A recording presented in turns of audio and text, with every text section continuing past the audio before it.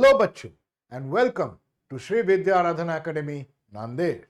मेरा नाम है डॉक्टर सौम्यजीत सन्याल एंड आज मैं आपके साथ कुछ छोटे छोटे सवालों का डिस्कशन करने वाला हूं जो क्वेश्चंस आपको इस बार नीट के परीक्षा में मिले थे। नीट का एग्जाम आपको पता है 2025 में काफी डिफिकल्ट लेवल का था, बट यहां पे जो क्वेश्चंस है वो सारे शॉर्ट क्वेश्चंस है। लेकिन एक चीज याद रखना, आपको जितना आसान सवाल दिया जाएगा उतना ही आपको गलती करने के चांसेस ज्यादा होते हैं। इसीलिए और ज्यादा टाइम वेस्ट ना करके चालू करते हैं। पहला सवाल क्या है? The complex 2 of mitochondrial electron transport system is also known as, it is very important to note that respiration in plants में आपको ईटीएस पढ़ाया जाता है एंड ईटीएस में आपको कहा जाता है 5 कॉम्प्लेक्स है। 5 कॉम्प्लेक्स का क्या क्या है? Complex 1, 2, 3, 4 and 5। यहां पे पांचों में एक ऐसा कॉम्प्लेक्स है जो सिर्फ ईटीएस में ही नहीं, वो क्रेब्स साइकिल में भी काम आता है। और वो कौन सा कॉम्प्लेक्स है बच्चों? वो है कॉम्प्लेक्स 2। और वो कॉम्प्लेक्स 2 कौन सा है? Succinate dehydrogenase. हाँ बच्चों, यहां पे देखेंगे आप, ये ऐसा एक कॉम्प्लेक्स है जो पीसीए में भी काम करता है। सो ये कॉम्प्लेक्स 2 का नाम आपको जरूर याद रखना है, इसका नाम है सक्सिनेट डिहाइड्रोजिनेस। अगला सवाल के पास जाते हैं दोस्तों। बहुत ही आसान सवाल है। आसान सवाल क्यों? क्योंकि polymerase chain reaction amplifies DNA in the following equation. बहुत इजी है। आपके पास एक स्ट्रैंड ऑफ डीएनए है, आफ्टर 1 साइकिल ऑफ पीसीआर वो डबल हो जाएगा, राइट? वो डबल हो जाने के बाद एक और साइकिल ऑफ पीसीआर होगा, तो फिर क्या होगा? 4 गुना हो जाएगा। फिर एक और साइकिल पीसीआर हुआ तो फिर क्या होगा? 8 गुना हो जाएगा। ये क्या हो रहा है? ये एक एक्सपोनेंशियल इंक्रीज हो रहा है माय फ्रेंड्स। एंड यहां पे एक्सपोनेंशियल इंक्रीज का जो फॉर्मूला दिया गया है वो है 2 टू द पावर n।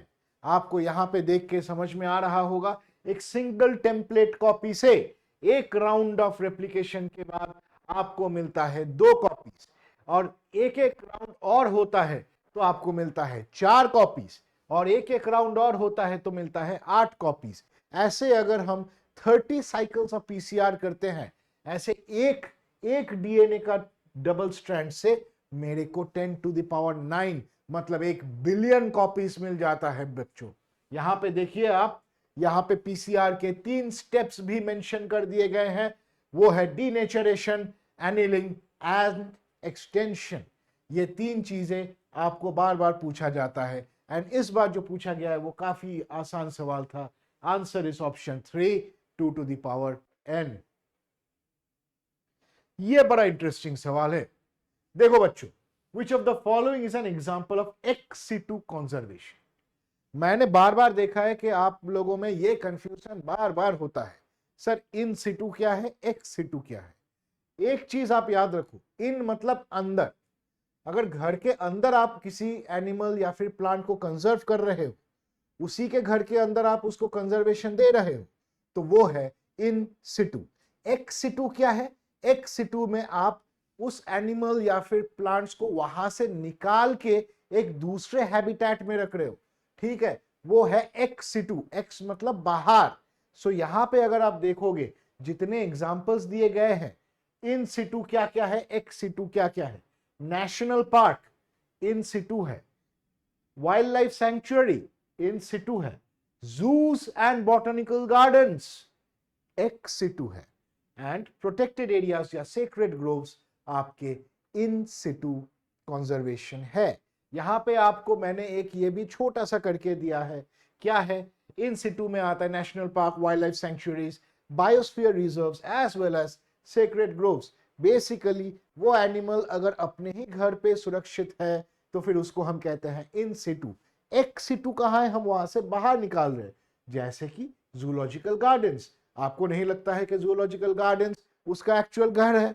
क्यों? क्योंकि वहां पे वाइल्ड लाइफ से उठा के हम उसको वहां पे रख रहे हैं, पिंजरे में बंद कर रहे हैं। Zoological parks, botanical gardens, gene banks and cryo preservation, ये सारे आपके एक्स सिटू कंजर्वेशन के तरीके होते हैं। चैप्टर का नाम है बायोडाइवर्सिटी एंड कंजर्वेशन। पहले ये चीज द लिविंग वर्ल्ड में भी था, लेकिन वहां से ये रिडैक्ट हो गया है। आगे बढ़ते हैं। Streptokinase. Streptokinase produced by bacterium Streptococcus is used for what purpose? Very, very simple. Streptokinase is also known as the clot buster. It is also known as the clot buster. ये जो clot buster है वो क्या करता है, वो अगर blood clots होता है तो स्ट्रेप्टोकाइनेस उसको जाके डिसॉल्व कर देता है ताकि वेन्स या आर्टरी से आपका ब्लड फ्लो प्रॉपर हो पाए। तो यहां पे आंसर क्या होगा, removing clots from blood vessels. इसीलिए इसका आंसर है number 4। Very easy question from microbes in human welfare. याद रखना बायोएक्टिव मॉलिक्यूल से बहुत सारे सवाल पूछे जाते हैं। माइक्रोब्स के चैप्टर में सीवेज ट्रीटमेंट और बायोएक्टिव मॉलिक्यूल्स दोनों ही काफी इंपॉर्टेंट है, सो इसको आप अच्छे से तैयार करके जाना। Which chromosome in the human genome has the highest number of genes? अव्वल नंबर कौन सा है जीन्स के मामले में? जीन्स के मामले में gene number 1 is chromosome number 1. Chromosome number 1 has the most number of genes. अगर आप कैरियोटाइपिंग देखेंगे तो सबसे बड़ा यहां पे भी आपको दिखेगा क्रोमोसोम 1 और सबसे छोटू है अपने क्रोमोसोम Y। क्रोमोसोम 1 में सबसे ज्यादा जीन्स मिलता है, क्रोमोसोम Y में सबसे कम जीन्स मिलते हैं।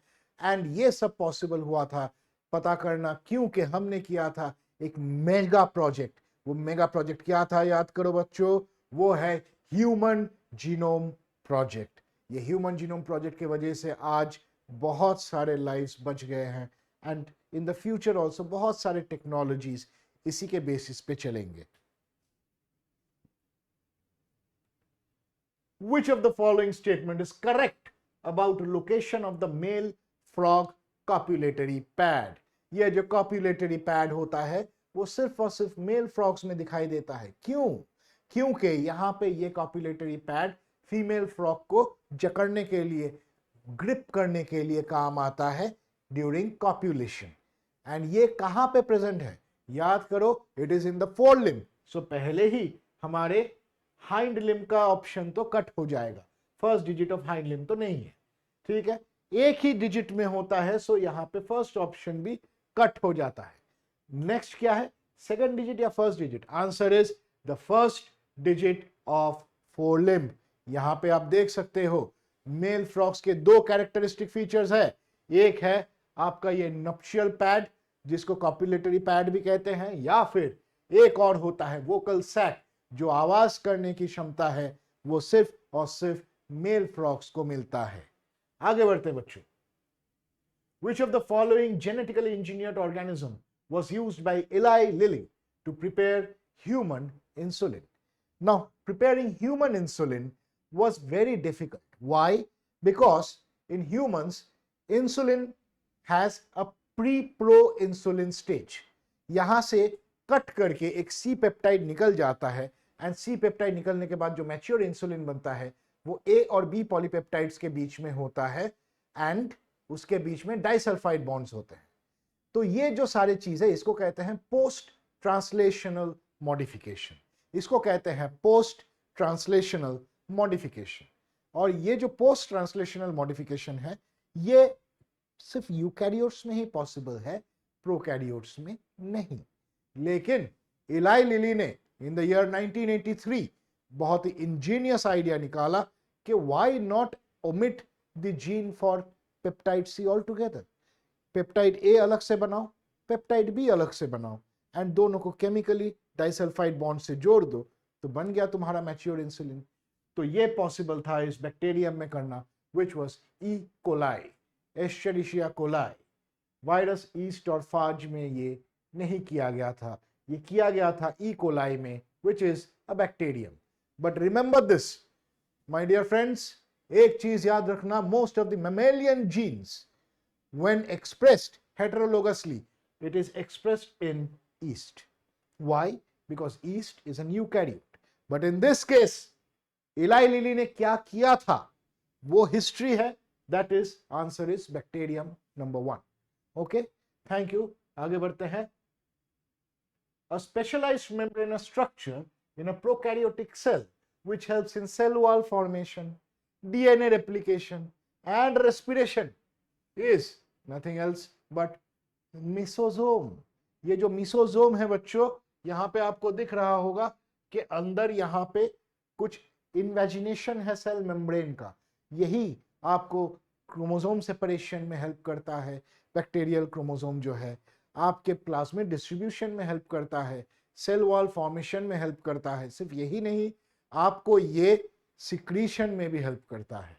So answer is number 1 mesosome. ठीक है, ये बड़ा इंटरेस्टिंग सवाल है दोस्तों। एक बार देखो आप यहां पे कि इतिहास कहता है who proposed that the genetic code for an amino acid should be made up of 3 nucleotides. किसने प्रपोज किया था? यहां पे फ्रांसिस क्रिक, जैक मोनो और फ्रैंकलिन स्टाल, ये तीनों ही बायोलॉजिस्ट हैं। It would have been a very very easy answer if had it been a biologist, but this was indeed discovered by a mathematician by the name of George Gamow. George Gamow जो है वो discover किए थे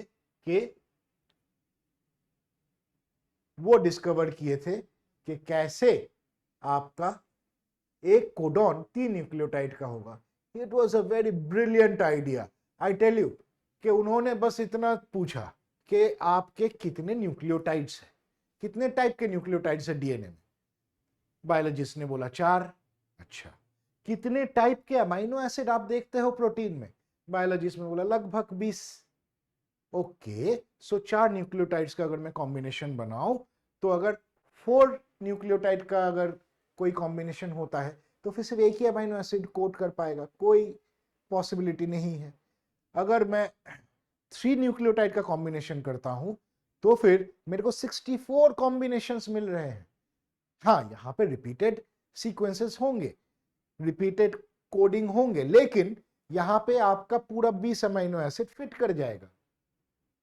this was how he determined that it is a 3 nucleotide codon that codes for an amino acid। एक चीज याद रखना बहुत इंपॉर्टेंट है, आप नाम भूल जाओ साइंटिस्ट का, लेकिन उनका काम मत भूलना। साइंस में कोई भी फिजिक्स, केमिस्ट्री, बायोलॉजी, मैथ्स अलग नहीं होता है। आप अगर उनको अलग अलग करके समझने का कोशिश करोगे तो फिर आप ही फेल करोगे। एक चीज याद रखना, everything is connected, B it physics, B it maths, B it chemistry, B it biology. Biology में हम फिजिक्स सीखते हैं, हम केमिस्ट्री के इक्वेशंस करते हैं, बायोलॉजी में हम मैथ्स भी करते हैं। सो यहाँ पे एक चीज याद रखना बच्चों, बी एन इंटरडिसिप्लिनरी स्टूडेंट। कभी भी ये मत सोचना कि फिजिक्स है तो फिर ये मेरा पसंदीदा नहीं है। जो सीखने का जरूरत है तब वो सीख लेना, देखोगे आप ही हमेशा फायदे में रहोगे। फायदे में तो आप ऐसे भी रहोगे जब आप 2 तारीख से 2 जून से हमारे रिपीटर बैच में ज्वाइन करोगे इन श्री विद्याराधन एकेडमी नांदेड़। नांदेड़ में हम 2 तारीख से आपके लिए डेमो बैचेस भी रख रहे हैं, और उस डेमो बैचेस में आप आइए, आपके जो समस्या है बताइए, और हम कोशिश करेंगे कि आपके जितने प्रॉब्लम्स हो वो पूरा सॉल्यूशन मिल जाए। हो सकता है आपका थोड़ा सा स्टडी का प्रिपरेशन कम हुआ था, या फिर हो सकता है कि किस्मत खराब हो गया था, बट ईदर वे अगले साल के प्रिपरेशन के लिए फुल जोश के साथ आप आइए to the best faculty team which is present in Shri Vidya Aradhana academy Nanded. 2 जून को बैचेस स्टार्ट हो रहे हैं, मिलेंगे वहीं पे। अगले सवाल पे चलते हैं दोस्तों। Who is known as the father of ecology in India? ये देख के सबके सर पे हाथ आ गया कि सर ये कैसे करे, ये तो किसी ने कभी बताया नहीं, हमको नहीं पता। आप भूल रहे हैं एक चीज, एनसीईआरटी में साइंटिस्ट हाईलाइट दिए गए हैं। साइंटिस्ट के हाईलाइट में रामदेव मिश्रा के बारे में एक पूरा का पूरा पेज दिया गया है। Ramdev Mishra was the father of ecology in India. Lease university से पढ़ाई किए थे, BHU में प्रोफेसर थे, एंड उनको इतने सारे अवार्ड्स मिले हैं कि वो इतने छोटे जगह में आएगा नहीं। बस इतना याद रखिए कि आप जो आज पढ़ते हैं ना अपने माइक्रोब्स इन ह्यूमन वेलफेयर और बायोडाइवर्सिटी कंजर्वेशन, ऐसे जगह में आपने इसका नाम सुना है, ministry of environment and forest. Ministry of environment and forest के पीछे उनका एक बहुत बड़ा हाथ था। तो आप रामदेव मिश्रा को थोड़ा सा याद कीजिए, और आप अगर सही करके आए हो तो आपको सलाम। Histones are enriched with histones are enriched with basic charged amino acid, मतलब पॉजिटिवली चार्ज्ड अमाइनो एसिड। अगर मेरे को कुछ नहीं पता है, देखते हैं, फिनाइलएलानिन पॉजिटिवली चार्ज नहीं है, फिनाइलएलानिन कट गया, ल्यूसिन न्यूट्रल है, सो बचा एक ही ऑप्शन, लाइसिन एंड आर्जिनिन। ये आपको बहुत बार पढ़ाया जाता है जब हम आपको न्यूक्लियोसोम स्ट्रक्चर पढ़ाते हैं। न्यूक्लियोसोम स्ट्रक्चर में हिस्टोन ऑक्टेमर जो होता है, वो हिस्टोन ऑक्टेमर में आपको कहा जाता है कि हिस्टोन प्रोटीन्स में लाइसिन और आर्जिनिन भरे पड़े हैं। क्यों? क्योंकि डीएनए होता है नेगेटिवली चार्ज्ड। डीएनए जो नेगेटिवली चार्ज्ड होता है, इसीलिए तो वो हिस्टोन ऑक्टेमर को रैप कर पाता है। आगे बढ़ते हैं दोस्तों। The first menstruation in a woman the first menstruation is called menarche. The first menstruation is called menarche and the last menstruation is called the menopause. ठीक है, ये आपको ह्यूमन रिप्रोडक्शन चैप्टर में देखने को मिलेगा और वहां पे आपको ये दिया गया है। The protein portion of an enzyme. एक एंजाइम का प्रोटीन पोर्शन क्या होता है दोस्तों? एक एंजाइम का प्रोटीन पोर्शन होता है एपोएंजाइम। याद रखना, एक protein portion of an enzyme is apoenzyme. A complete functional enzyme is known as holoenzyme.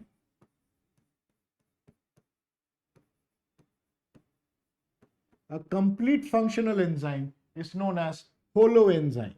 It is made up of two parts, एक प्रोटीन पार्ट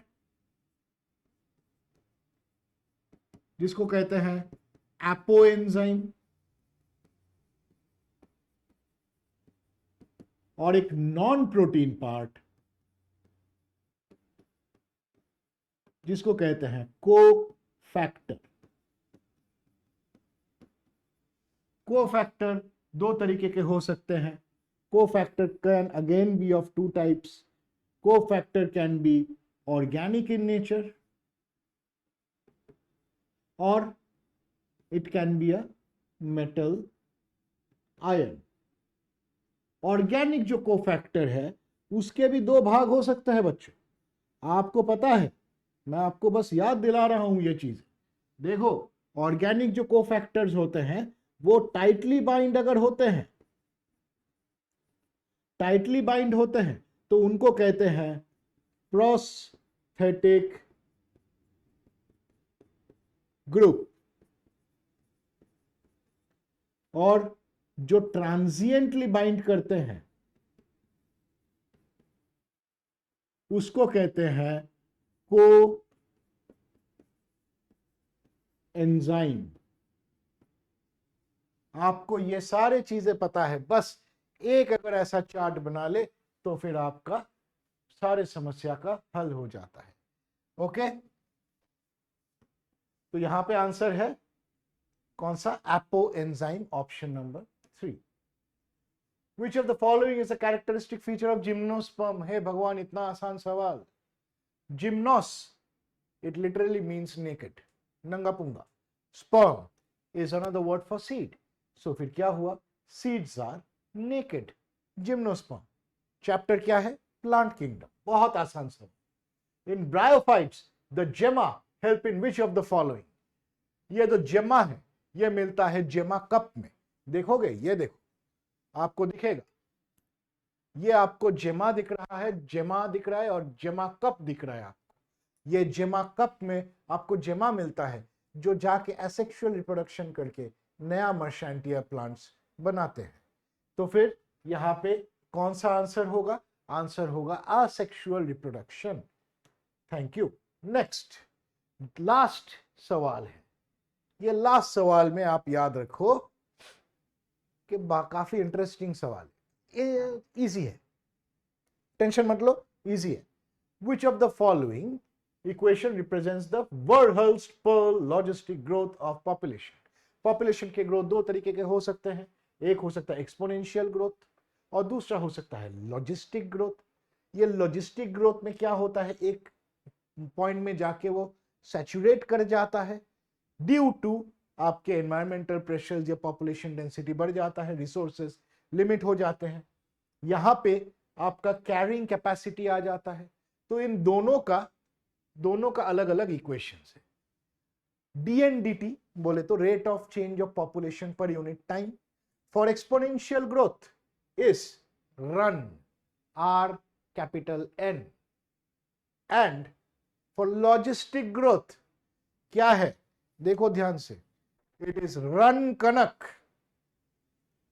कनक नाम की एक लड़की है जिसको दौड़ने को बोला गया है लेकिन वो दौड़ नहीं पा रही है, ठीक है। ध्यान से देखो, मैं मजाक कर रहा हूं बट यहां पे आपको पता चलेगा। देखते हैं, डीएनडीटी आर के माइनस एन में क्या, रन नहीं है, एन नहीं है, कैंसल। डीएनडीटी आर एन रन हो गया, रन कनक के एन एस एन बाई के, एकदम सही। मेरे को और देखने की जरूरत ही नहीं है, आंसर है ऑप्शन नंबर 2। देखो एक चीज याद रखना कि हम बायोलॉजी में अपने तरीके से बहुत सारे ट्रिक्स एंड टिप्स यूज करते हैं। यहां पे किसी का भी ट्रिक्स आपके लिए काम नहीं भी कर सकता है। इससे बेस्ट क्या होता है, आप खुद के ट्रिक्स बनो। जैसे मैं बनाता हूं रन कनक, बहुत सिली है बट मेरे को याद रहता है। I like silly things, I remember silly things, इसीलिए मेरे को कभी भी लॉजिस्टिक ग्रोथ कर्व का रेट ऑफ पॉपुलेशन चेंज कभी गलती नहीं होता है। लेकिन आपको शायद कुछ और पसंद हो, आप उस हिसाब से करो। लेकिन एक चीज याद रखना, ऐसे ही नीट के एग्जाम में चलते हुए लेकिन एक चीज याद रखना, ऐसे ही नीट के प्रिपरेशन चलते हुए लड़खड़ाना तो ठीक है, लेकिन गिरने के बाद उठने का साहस भी जरूरत होता है। और इसमें हम आपका हाथ बढ़ा देंगे ताकि आपकी प्रिपरेशन ऐसी हो कि आप जितने बार भी गिरो उठ के फिर से तैयार हो जाओ युद्ध के लिए। आ जाइए Shri Vidyaradhan academy, the best place for you to restart your journey and achieve success. Last सवाल में जाने से पहले हमको बात करना पड़ेगा डिज्नी प्रिंसेस के बारे में। क्यों सर? क्योंकि कभी कभी डिज्नी प्रिंसेसेस हमारी जान बचा सकती है।